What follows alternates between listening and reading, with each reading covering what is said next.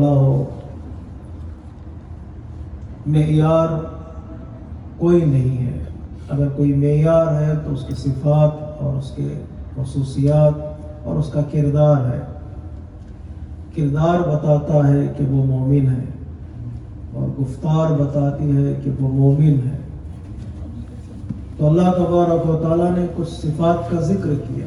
انما المؤمنون الذین اذا ذکر اللہ وجلت قلوبہم، صاحبان ایمان وہ ہیں جن کے اندر ذمہ داری کا احساس پایا جاتا ہے۔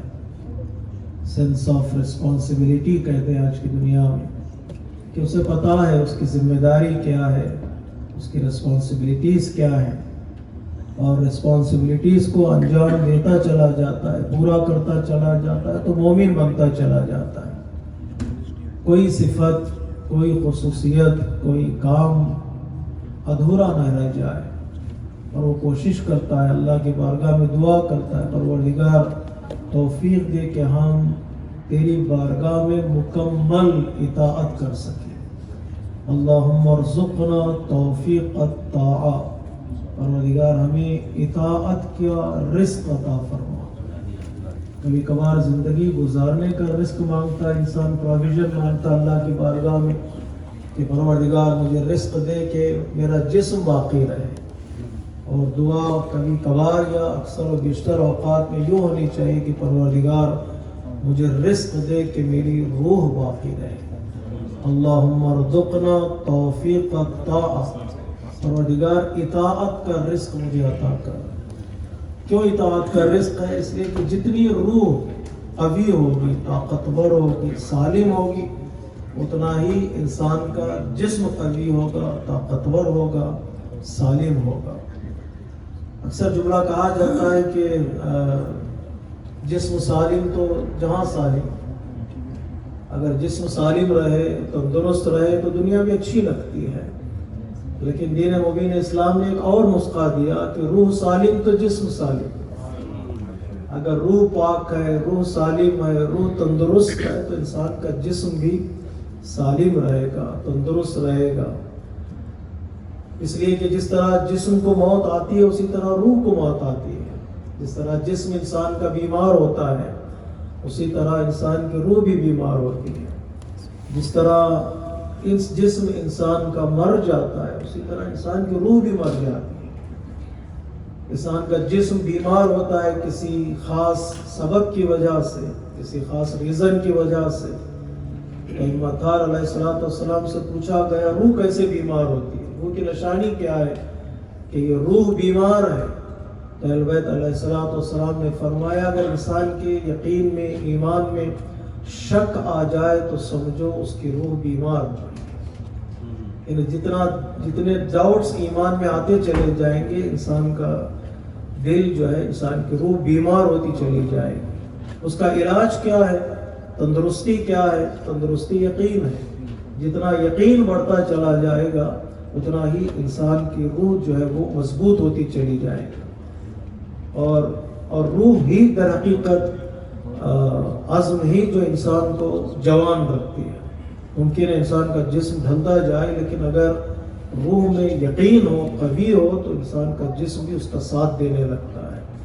دشت کربلا میں اکثر و بیشتر امام کے انصار کی ایج اور ان کا سن جو ہے بڑا تھا۔ مسلم بن اوسجا، زہیر بن خین، حبیب بن مداہر، یہ ابو 60 تھے، لیکن انہوں نے جو جنگ کی ہے، تاریخ ان کی جنگ کا قصیدہ پڑھتی ہے۔ عام طور سے اس ایج میں لوگ ملٹری میں شامل بھی نہیں کرتے۔ آج کل جو ملٹری کی جو ریٹائرمنٹ کی ایج ہے وہ بہت جلد ہے، یعنی 45-50 سال میں ریٹائر کر دیتے ہیں، کہتے ہیں کہ اب تم ہمارے لیے قابل نہیں ہو۔ لیکن کربلا میں ان لوگوں نے جو جنگ کی ہے، جہاد کیا ہے، وہ تاریخ کے قابل ہے۔ کیوں یہ جہاد انہوں نے کیا، کیسے جنگ کی انہوں نے، کیسے بھوک و پیاس کو برداشت کیا، لاسٹ منٹ تک بتایا جاتا ہے کہ ان کا وہ یقین ہے جو لڑ رہا تھا، ان کا جو ایمان ہے تو ان کو جوان بنائے ہوئے تھا، رکھے ہوئے تھا۔ وہ در حقیقت انسان کی زندگی کی ایک نشانی ہے۔ بیماری ہوتی ہے شک کی وجہ سے روح کی، اور علاج ہے یقین۔ کسی اہل سنت کے ایک اسکالر نے علامہ رشید ترابی سے سوال کیا کہ اکثر و بیشتر دن آپ منا لیتے ہیں تو ہم کیا منائیں؟ کیونکہ آپ یہ وقت ہے، آپ کو جگا کے رکھنا میری ذمہ داری ہے. تو 13 رجب آپ منا لیتے، جشن مناتے ہو، مولا کائنات ڈے، امام زمان ڈے، حسین ڈے، حسن ڈے، رسالت مآب کا دن، سارے ڈے اور دن آپ بنا رہے ہیں تو ہم کیا منائیں؟ تو آپ نے مسکرا کر کہا ایک دن آپ کے لیے ہم نے چھوڑ دیا ہے، وہ کیا ہے؟ کہ شک ڈے مناؤ. شک ڈے صلح حدیبیہ کے موقع پر ایک آدمی نے کہا تھا کہ جیسا شک مجھے آج ہوا ہے کبھی نہیں ہوا. ہم یقین ڈے مناتے، اب شک ڈے منائیں. تو یہ یقین اور شک جو ہے در حقیقت ایمان اور روح اور دل کی تندرستی اور بیماری کی نشانی ہے. شک آ جائے تو بیمار ہے، اور یقین آتا جائے تو روح انسان کی تندرست ہوتی جائے. اور یقین مانیے کہ یقین کے لیے محنت کرنی پڑتی ہے. یقین یوں ہی حاصل نہیں ہوتا ہے. ہم بار بار اور ہر سال ہر موقع پر جو فرش عزا بچھاتے ہیں، عزاداری برپا کرتے ہیں. عزاداری ہمارے یقین کو گھٹانے کے لیے نہیں، ہمارے یقین کو بڑھانے کے لیے. یہ یقین کے لیے یہ عزاداری پانی کا کام کرتی ہے.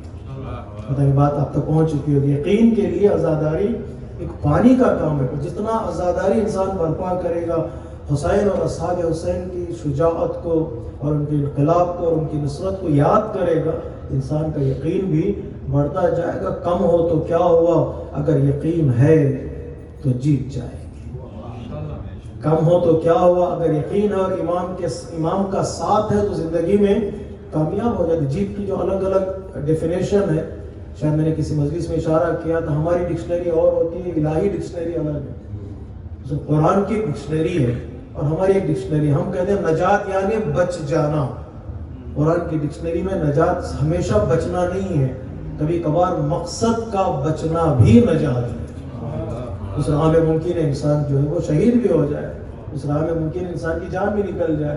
حضرت آسیہ نے دعا کی پروردگار مجھے نجات دے، وہ حضرت آسیہ کو تو شہید کر دیا فرعون نے. یہ کون سی نجات ہے، یہ کون سی سیلویشن ہے؟ اللہ تبارک و تعالیٰ کہے گا ہم اس آسیہ کو جس کو اس نے مارا ہے ہم رول ماڈل بنا کر قرآن کا حصہ بنا دیں گے.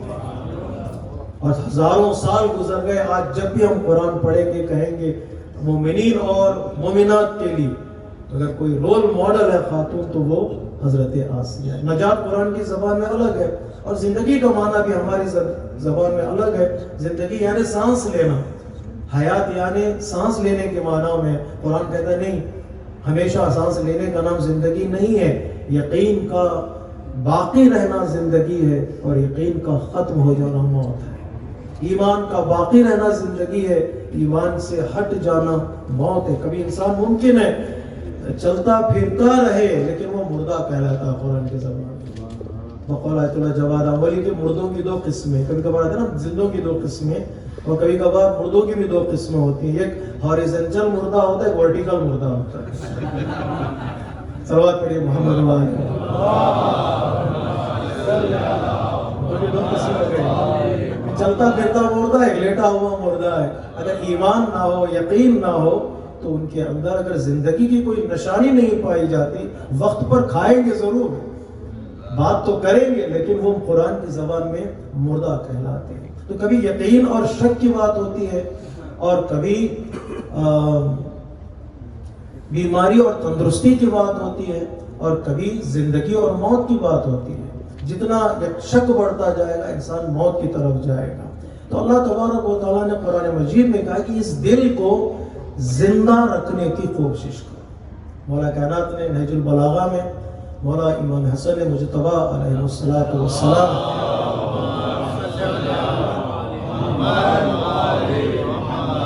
وصیت فرماتے ہوئے بیان کیا کہ بیٹا میں تمہیں کچھ باتیں بتا رہا ہوں. گھر میں جو ماں باپ ہیں، کیونکہ نوجوان بچے بھی اس مجلس میں ہیں، جو ماں باپ ہیں، جو دادا دادی ہیں، جو نانا نانی ہیں، جو رشتہ دار ہوتے ہیں، جن کی عمر ہم سے زیادہ ہوتی ہے، ان کے پاس جو دولت ہے وہ ایکسپیرینس کی دولت ہے.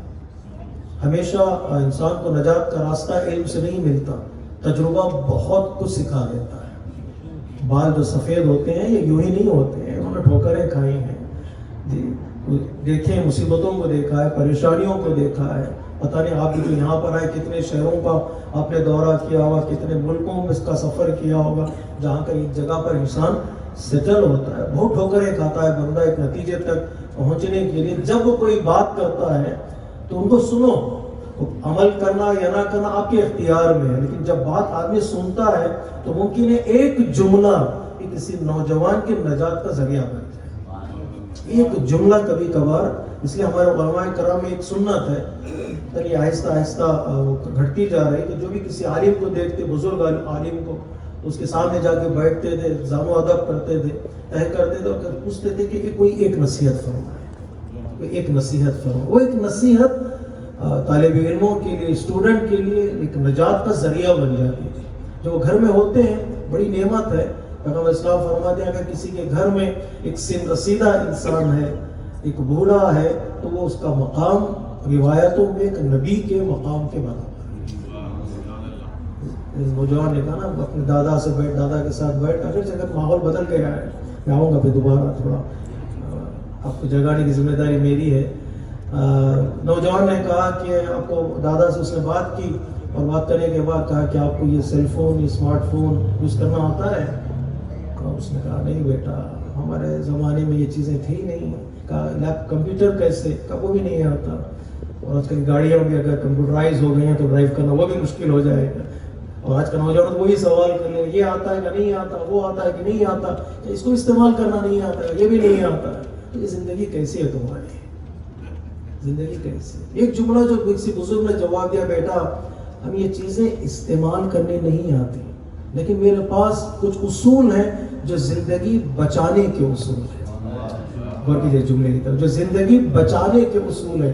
زندگی بچے گی تو یہ چیزیں استعمال کرو.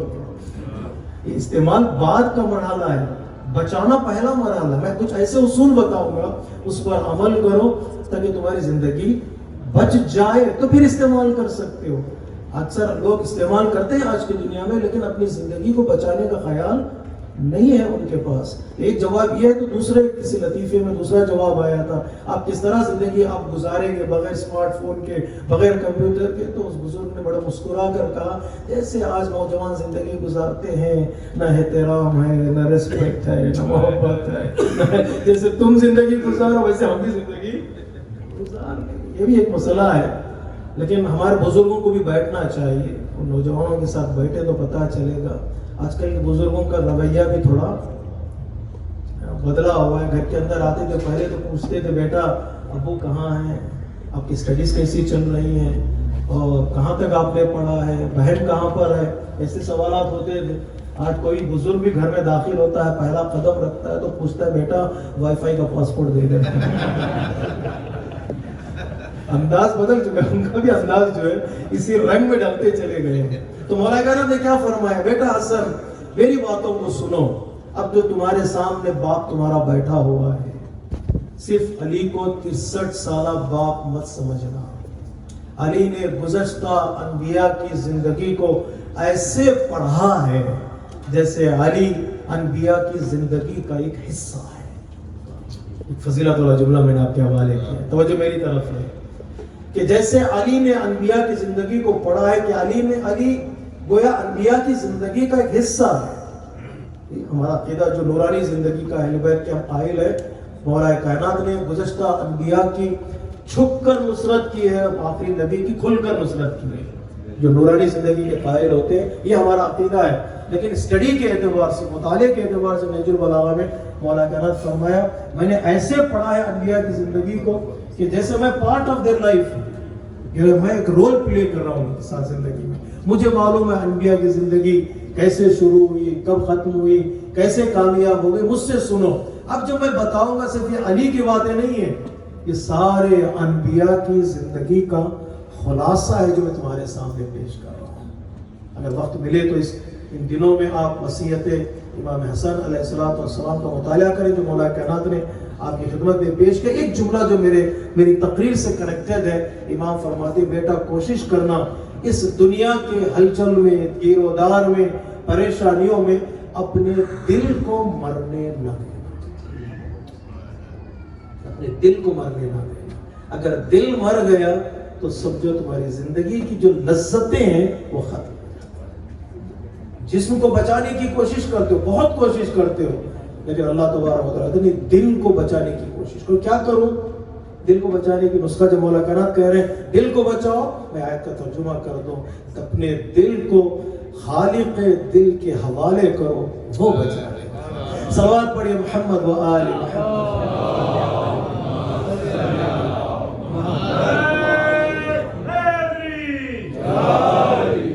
خالق دل کے حوالے کرو جی، وہ دل بچ جائے گا. تیرے سینے میں دم ہے، دل نہیں ہے. تیرا دل گرمی محفل،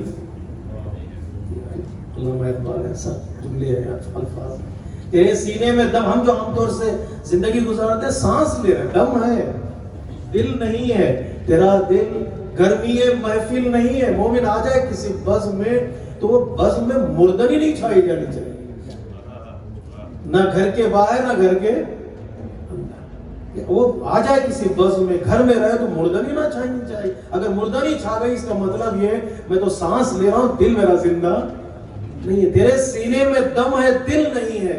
تیرا دل گرمی محفل نہیں ہے. گزر جا منزل عقل سے کہ یہ راہ چراغ راہ ہے، منزل نہیں. عقل ہے، بہت ضروری ہے، عقل کا خیال رکھو، لیکن عقل جو ہے سود و ضیاء میں ہے. فائدہ دیکھتی ہے عقل، لیکن دل کی طرف چلا جائے انسان، دل فائدہ اپنا نہیں دیکھتا، دل فائدہ دوسروں کا دیکھتا ہے. ابن عباس نے کہا مولا فلاں شہر کی طرف چلے جائیے آپ بچ جائیں گے، فائدہ ہی دیکھتا ہے نا. فلاں ملک کی طرف چلے جائیے آپ بچ جائیں گے. کئی ملکوں کا نام لیا، شہروں کا نام لیا، یمن کا نام لیا، مدائن کا نام لیا، وہاں چلے جائیے، مولا کائنات کے چاہنے والے آپ بچ جائیں گے. خوبصورت جملہ ہے تاریخ کا، مکمل تاریخ کربلا کو امام نے اس ایک جملے میں سمو دیا ہے. جب ابن عباس نے یہ مشورہ دیا تو امام نے فرمایا ابن عباس میں خود کو بچانے کے راستے نہیں ڈھونڈ رہا ہوں، میں دین بچانا کا راستہ. خود کو بچانا ہو تو آدمی غار میں جا سکتا ہے، صحرا میں چلا جائے گا. دین بچانے کے لیے قربانیاں دینی پڑیں گی، مکتب بچانے کے لیے قربانیاں دینی پڑیں گی. اللہ تبارک و تعالیٰ نے کیا فرمایا؟ وَإِذَا ذُكِرَ اللَّهُ وَجَلَتْ قُلُوبُهُمْ. میں کیسے چلوں کہ پرہیزگار بنوں؟ اللہ کہہ رہا نہیں، دل کو سنبھال لو تم پرہیزگار. اٹھنے بیٹھنے کا نام دین نہیں ہے. اس دل سے انسان کا یقین اور ایمان مضبوط ہو جائے وہ دین ہے. اذا ذکر اللہ وجلت قلوبہم، یہ سینس آف ریسپانسبلٹی ہے. کیا کروں میں؟ کیا آپ تیار ہیں سننے کے لیے میں حدیث کا ترجمہ کروں؟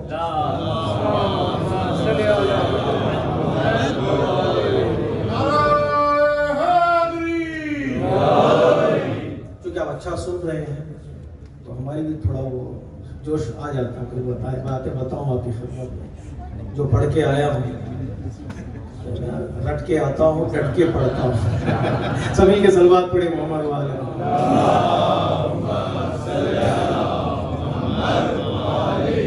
میں جلدی جلدی حدیث کا ترجمہ کر دیتا ہوں آج کے مجلس کا ہمیں کچھ فائدہ ہو مجھے بھی اور آپ کو. پیغمبر اسلام فرماتے ہیں رسپانسبلٹی کا مطلب کیا ہے؟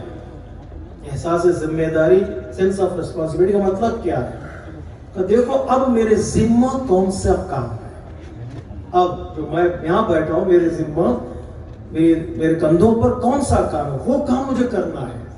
کبھی کبھار میں سوچ رہا ہوں تو مجھے کرنا ہے، اس سوچ میں جو ابھی کرنا ہے وہ کام میرے ہاتھوں سے نکل جاتا ہے. کبھی ٹال دیتا ہوں. شیطان کا کام کیا ہے؟ ٹال دینا.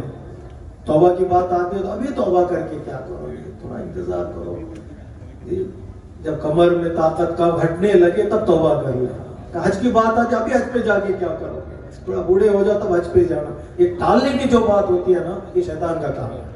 ابھی اگر ذمہ داری میری، اب ذمہ داری کیا ہے اس کا خیال کرو، ٹالو نہیں. فیوچر کا سوچو، فیوچر آئے گا، کل آئے گا تو پھر کل دیکھا جائے گا. کل کا دن ایک نیا دن ہے، ایک نئی زندگی ہے، ایک نیا سورج، ایک نئی ریسپانسبلٹی ہے. آج اس وقت میری ریسپانسبلٹی کیا ہے؟ تو پیغمبر اسلام فرماتے ہیں مولا کائنات سے خطاب کر کے کہ کبھی کبھار موقع ایسا آتا ہے کہ انسان اپنی ذمہ داریوں کی طرف توجہ نہیں کرتا. یا علی اذا رأیت الناس یشتغلون بالفضائل فاشتغل انت بالفرائض. کبھی کبھار واجب اور مستحب میں ٹکراؤ ہوتا ہے. یا اللہ، واجب اور مستحب میں ٹکراؤ ہوتا ہے، تو پیغمبر اسلام فرماتے ہیں اب تمہاری ذمہ داری کیا ہے؟ کہیں ایسا نہ ہو جائے کہ طویل مستحبات کے انجام دینے کے خیال میں تم اپنے واجب کو چھوڑو۔ اگر واجب چھوٹتے چلے جائیں گے تو مقروض ہوتے چلے جاؤ گے۔ آج 17 رکعت نماز نہیں پڑھی تو دوسرے دن کتنی رکعت ہوگی؟ 34، تیسرے دن 51، بڑھتے جائیں گے، اتنی نماز بڑھتی جائے گی بندہ کہے گا مجھے نماز پڑھنی ہی نہیں۔ بعض لوگ جو نماز اصلاً نہیں پڑھتے اس قرضہ ادا کرنے کے ڈر سے نہیں پڑھتے، پھر لیا کیوں قرضہ؟ جب ادا نہیں کر سکتے تو قرضہ لیا کیوں ہے؟ تو کبھی کبھار واجبات کا قرضہ اتنا بڑھتا چلا جاتا ہے کہ انسان بھی اس کی طرف توجہ نہیں کرتا۔ پیغمبر صلی اللہ علیہ وسلم فرماتے ہیں مستحبات واجبات کے لیے حسن کا کام کرتے ہیں، مستحبات واجبات کے لیے بقا کا کام کرتے ہیں۔ لفظوں کی طرف توجہ کیجیے گا، مستحبات واجبات کو ڈیکوریٹ کرتے ہیں، مستحبات واجبات کو باقی رکھتے ہیں، مستحبات واجبات کو کمال تک پہنچاتے ہیں، مستحبات واجبات میں جو کمی رہ جاتی ہے اسے پورا کر دیتے ہیں، لیکن مستحبات واجبات کی جگہ بیٹھ نہیں سکتے۔ ہم نماز میں پڑھتے ہیں رکوع میں ہم کہتے ہیں سبحان ربی العظیم و بحمد، اس کے بعد کیا پڑھتے ہیں؟ اللہم صلی علی محمد و آل محمد۔ تو صلوات تو پڑھیے آپ، اللہم صلی علی محمد و آل محمد۔ اذان میں نے دیکھا ہے ہم پیغمبر اسلام کے نام آنے کے بعد صلوات پڑھتے نہیں۔ ایون مجتہدین کا فتویٰ ہے اگر میں نماز بھی پڑھ رہا ہوں میرے کانوں سے پیغمبر اسلام کا نام ٹکرائے میں نماز کو وہیں پر سٹاپ کر کے صلوات پڑھ کے بھی کنٹینیو کر سکتا۔ یہ مقام ہے پیغمبر اسلام ہے، یہ مقام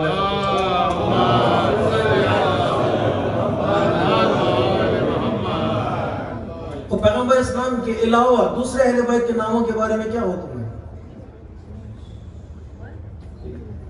جو نماز لیتے ہیں اذان میں ہم کہتے ہیں اشہد ان علی ولی اللہ، علی کا نام لینے کے بعد اٹس آلسو ریکمینڈڈ جیسے اللہم صلی علی محمد و آل محمد۔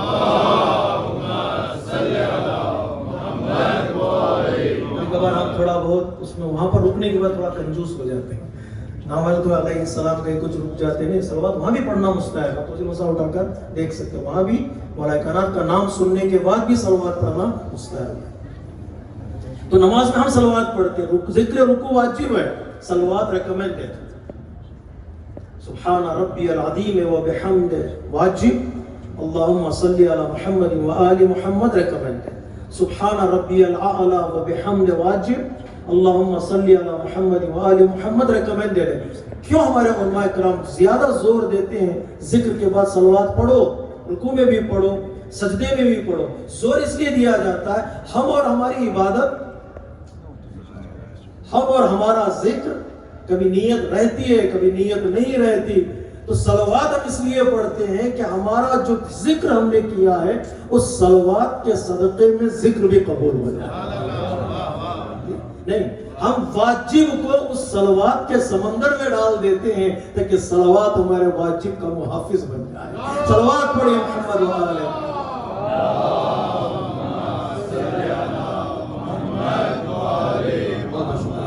دیکھیں صلوات واجب کا محافظ بن جاتی ہے، یہ صلوات ہے میرے ذکر کو بچا لیتی ہے۔ میں کہاں اور میرا ذکر کہاں ہے؟ نماز میں تو ہمیں گمشدہ چیزیں یاد آتی ہیں، چابی رکھ کے بھول گئے کہ اللہ اکبر دوسری رکعت میں یاد آ جائے۔ ایک شخص آیا مولانا کی خدمت میں، مولانا آج آپ نے ظہر کی نماز 3 رکعت پڑھائی ہے، تو وہاں نے کہا نہیں میں نے 4 رکعت پڑھائی ہے، کہا نہیں آپ نے 3 رکعت پڑھائی ہے۔ تو دوسرے لوگوں سے پوچھا تو کہا نہیں، دوسرے لوگوں نے گواہی دی مولانا نے 4 رکعت ہی پڑھائی ہے۔ تو کہا مجھے کیوں لگا کہ آپ نے 3 رکعت پڑھائی ہے، تم سوچو۔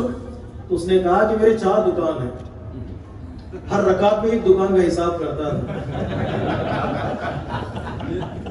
ابھی 3 دکانی کا حساب پورا نہیں ہوا کہ ابھی 4 رکعت نماز ختم ہو گیا۔ ایسا نہ ہو کہ میں نماز میں ہوں تو دکانوں کا حساب کر رہا ہوں۔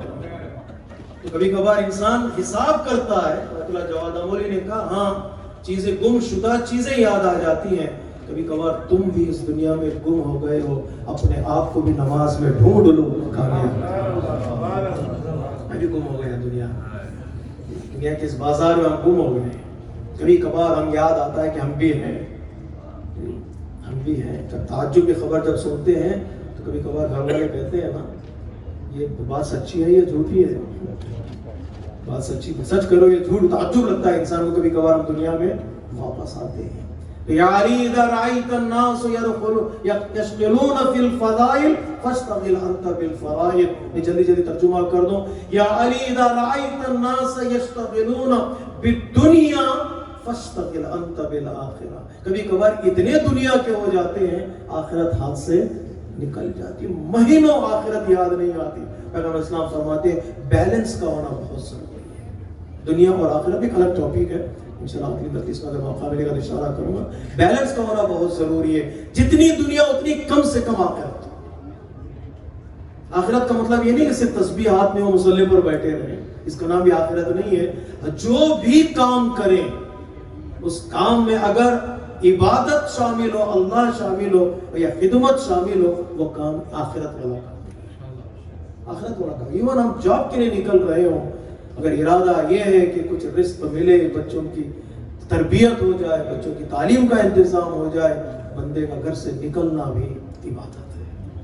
ہمارے عبادت لمیٹڈ نہیں ہے مسجد میں یا امام بارگاہ میں باہر جاؤں تو کوئی خدا حافظ نہیں. عبادت ساتھ لے جانے والی چیز ہے, خدا حافظ کہہ جانے والی چیز نہیں ہے. اذا رأیت الناس یشتغلون بالدنیا فاشتغل انت بالآخرہ. خوبصورت مثال ہے قرآن مجید سے. جب بھی ہم قنوت پڑھتے ہیں, دعا کرتے ہیں, ربنا آتنا فی الدنیا حسنۃ وفی الآخرۃ حسنہ. پروردگار دنیا میں بھی نیکی دے, آخرت میں بھی نیکی دے. ایک لفظ دنیا اور آخرت دو الگ الگ لفظ ہیں. دنیا ہے, آخرت ہے, دونوں جگہ ایک ہی لفظ ریپیٹ ہوا ہے. فی الدنیا حسنہ فی الآخرۃ حسنہ. پروردگار جیسی دنیا ہماری ہو ویسی آخرت ہو, جیسی آخرت ہو ویسی دنیا ہو. یہ قرآن مجید کہہ رہا ہے نا, ربنا آتنا فی الدنیا حسنۃ وفی الآخرۃ حسنہ. حسنہ یعنی کیا؟ نیکی. حسنہ, حسن اچھے کام کو, نیک کام کو کہتے ہیں حسنہ. عربی زبان میں حسنہ یعنی ایک نیکی.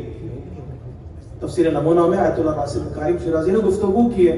حسنہ یعنی ایک نیکی. اللہ کہہ رہا میری بارگاہ میں مانگو, اس نے کوئی حد نہیں رکھی, لیمیٹیشنز نہیں رکھی ہیں, ہم کیوں ایک مانگیں. ایک ہے نا حسنہ یعنی ایک. پروردگار دنیا میں ایک نیکی دے دے اور آخرت میں ایک نیکی دے دے. وہ کہہ رہا بے حساب مانگو, میں بے حساب دوں گا. ایک کی دعا کیوں کرے؟ تو تفسیر میں کہتے ہیں حسنہ کا مطلب جب روایتیں ڈھونڈیں گے تو اہل بیت علیہ الصلوۃ والسلام فرماتے ہیں حسنہ یعنی محبت محمد و آل محمد.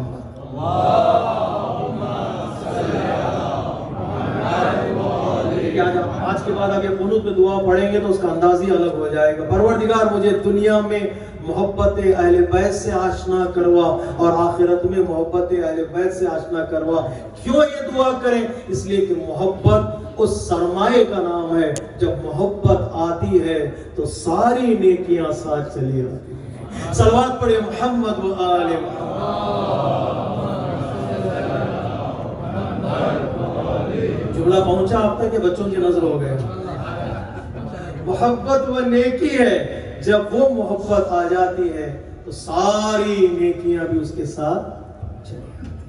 ربنا آتنا فی الدنیا حسنۃ وفی الآخرۃ حسنہ. پروردگار نیکی چاہیے, ایسی نیکی جو بنیاد ہو, فاؤنڈیشن ہو دوسری ساری نیکیوں کی. اس لیے پیغمبر اسلام نے کہا قل لا اسألکم علیہ اجرا الا المودۃ فی القربى. محبت اختیار بھی ہے. محبت تنہا نہیں ہے, محبت اکیلی چیز نہیں ہے, تنہا چیز نہیں ہے. محبت تمام نیکیوں کا مجموعہ ہے, نیکیوں کا ایک درخت ہے. محبت آ گئی کا مطلب سب کچھ انسان کو مل جاتا ہے, سب کچھ انسان کے نصیب ہو جاتا ہے. لیکن ذمہ داری کا احساس دلایا پیغمبر اسلام نے, کہا یہ محبت کرو, تاکہ محبت کے مقابل میں کچھ تقاضے بھی ہوتے ہیں. محبت کے کچھ تقاضے ہیں, وہ تقاضے پورے نہ ہوں تو پھر محبت باقی نہیں رہتی. محبت کا دعویٰ کرنے والے بہت مل جائیں گے دنیا میں, نہیں کتنے ایسے لوگ ہیں جو شیعہ بھی نہیں ہیں, اہل بیت کی محبت کا دعویٰ کرتے. کتنے لوگ ایسے ہیں جو نان مسلمس ہیں لیکن محبت اہل بیت کے بارے میں قصیدہ لکھتے ہیں، شعر کہتے ہیں، افسانے لکھتے ہیں، اور وہ لکھنے پر مجبور بھی ہیں، لکھنے پر مجبور بھی ہیں۔ ہر انسان کا دل یہ کہتا ہے کوئی ایسا انسان ملے جس کی تعریف کی جائے، وہ ڈھونڈتے ہوئے جاتے ہیں تو مولا کائنات کے پاس پہنچ جاتے ہیں۔ نیکیوں کے مکمل ایڈریس کا نام ہے علی ابن ابی طالب علیہ السلام،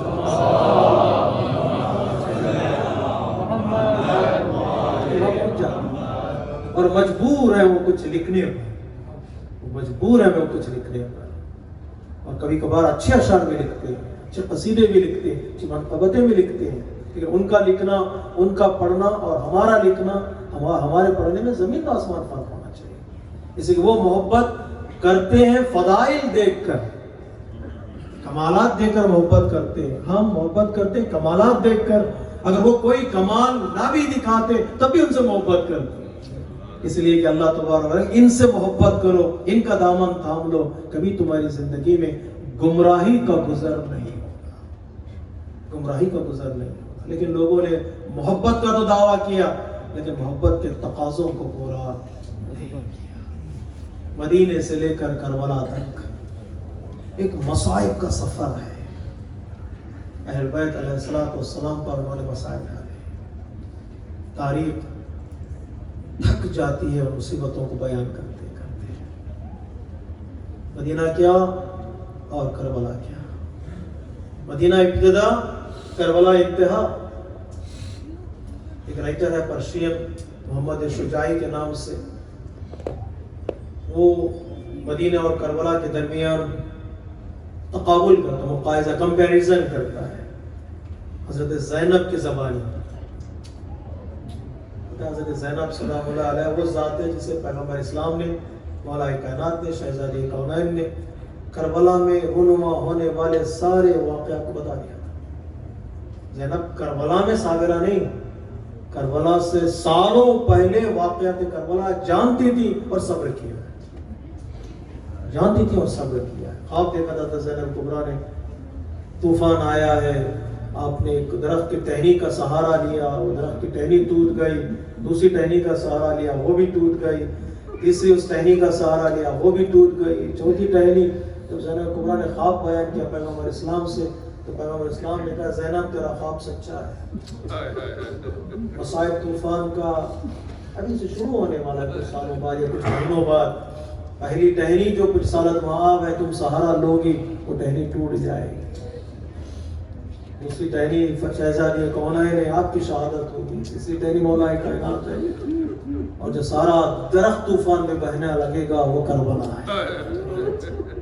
سارا درخت طوفان میں بہنے لگے گا وہ کربلا ہے۔ آپ کی زبانی انہوں نے کمپیریزن کیا ہے، سارے مصائب کا پتہ تھا۔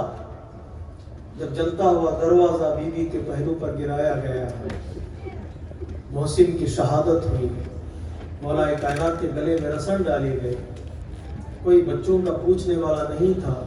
زینب کبریٰ نے سوال کیے شہزادی کونین سے، اپنے ذہن میں سوالات گرے تو سوال کیا، اے اماں آپ نے کہا تھا کربلا میں خیمے جلائے جائیں گے، لیکن میں دیکھ رہی ہوں کہ ہمارا گھر بھی جل گیا۔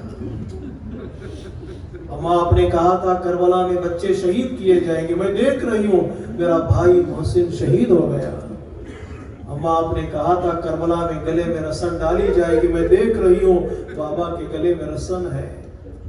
اماں آپ نے کہا تھا کربلا میں بچوں کا کوئی پوچھنے والا نہیں ہوگا، میں دیکھ رہی ہوں کہ ہمارا بھی کوئی پوچھنے والا نہیں۔ شہزادی نے جواب دیا ہے، بیٹی زینب جی کربلا کے مصائب کی ابتدا مدینے سے ہوتی ہے، فرق صرف اتنا ہے یہاں ایک گھر جلا ہے، وہاں کئی خیمے جلائے جائیں۔ بیٹی زینب یہاں ایک کے گلے میں رسن ہے، وہاں ایک رسن ہوگی اور 72 گلے ہوں گے۔ یہاں ایک بچہ شہید ہوا ہے، وہاں کئی گودیاں اجاڑ دی جائیں گی۔ یہاں بچوں کا پوچھنے والا کوئی نہیں ہے، لیکن دشت کربلا میں بچوں کے رخساروں پر تماچے لگانے والے، بچوں کی پشت پر تازیانے لگانے والے۔ یہاں پر میں اگر بددعا کے لیے ہاتھ اٹھاؤں گی تو مدینے کی دیواریں بلند ہو جائیں گی، میرا پردہ سلامت رہے گا۔ اے زینب تمہارے سر سے چادر کو چھینا جائے گا، کربلا سے کوفہ اور کوفے سے شام، بے مقلا وہ چادر تیرا سفر ہوگا۔ مصیبتوں کی ابتدا مدینے سے شروع، کربلا انتہا ہے، اور مصیبتوں میں زینب کبریٰ کی مصیبت عظیم ہے۔ زینب کبریٰ کا کام صرف بہن کا کام نہیں، زینب کبریٰ کا کام حسین کو سنبھالنا بھی تھا، حسین کو سنبھالنا بھی تھا۔ یہ بہنوں میں طاقت ہوتی ہے، یہ ماؤں میں طاقت ہوتی ہے، وہ سنبھل بھی جاتے ہیں اور سنبھالنے لگتے ہیں۔ زینب ماں ہے، اور محمد کو قربان کرنے کے بعد خود کو سنبھالا۔ ایک موقع ایسا آیا، روایت یہ کہتی ہے کہ زینب نے حسین کو سنبھالا ہے۔ پتہ ہے کب؟ جب اکبر نے آواز دی مقتل سے، بابا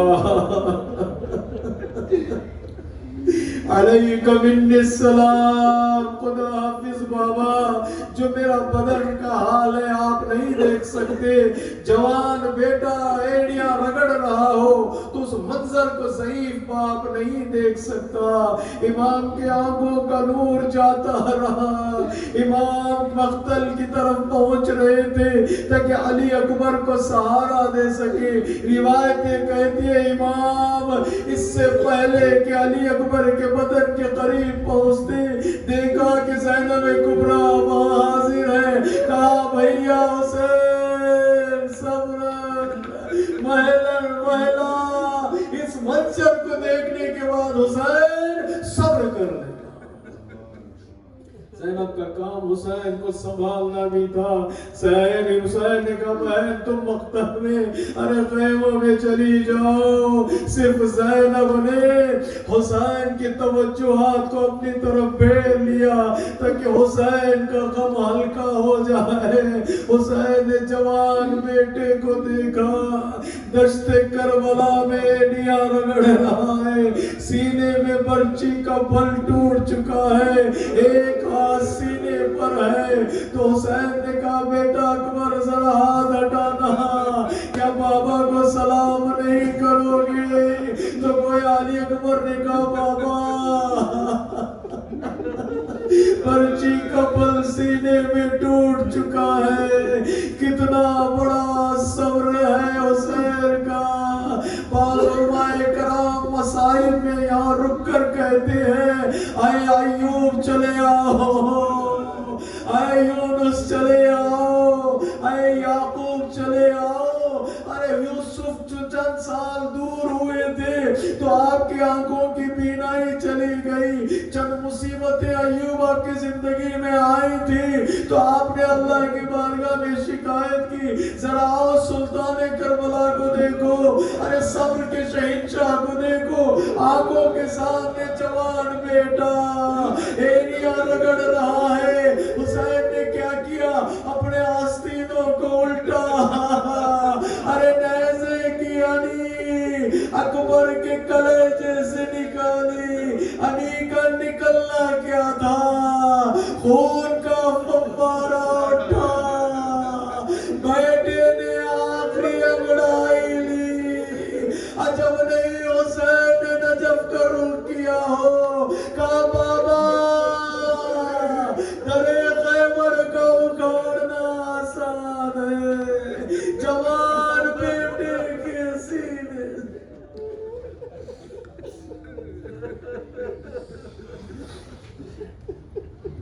لا لعنت اللہ علی القوم الظالمین، سيعلم الذين ظلموا أي منقلب ينقلبون۔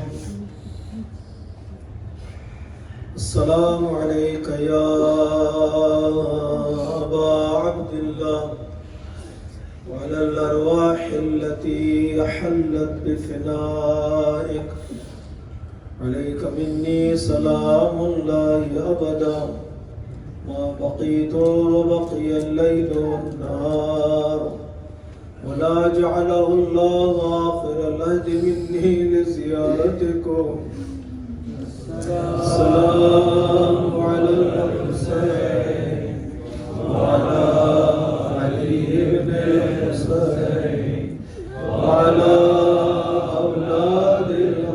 ہے